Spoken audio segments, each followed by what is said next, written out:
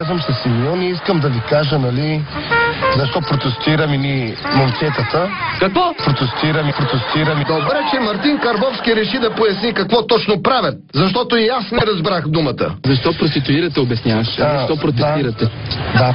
Да. Какво правите? Проституирате или протестирате? Какво правите? Протестираме би.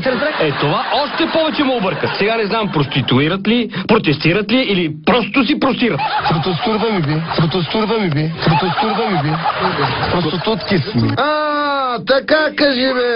Сега вече можем да продължим с интервюто. Тук излизаме да проститираме на това място горе, където минават колици. Добре, аз не мога да разбера кой би искал да спи с теб. Не се засягай, ама... Те много хора искат, който да спа с мене. Ти ма гледаш така сега вечерта, не може да ме познаеш. Въобразявам се като жена. Ти добре си въобразяваш като жена, ама другите дали успяват да си въобразят това? Вечерта не може да ме познаеш. Въобразявам се като жена.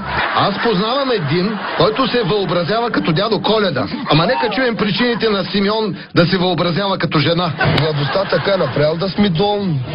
Кой направил така?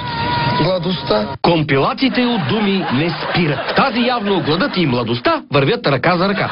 Гладостта така направил да сме долни. Кой направил така? Гладостта. Бас държа, че на Симеон му се иска да запее песента "Гладостта си отива на..." Господин Тане, сега момента не е подходящ за песен. Ти къде си научил тези обноски? Моля? Имаш обноски. Има. Къде си ги научил? Защо съм израснала пред хората? Как пред хората? Пред хора. Пред същества съм израснала. Пак добре, че не каза, че е израснал при съществителни. Общувах. С българи съм общувал. Имам приятели българи добри, Ние сме нови. които са ми направили, нали, голям жест, голямо уважение. И ме уважават все още. Има си много таки елементарни неща, нали, как да се държи човек. И зато и знам български и знам да говоря нормално за себе си. На това му се вика да знаеш български. Протестираме ви. Въобразявам се като жена.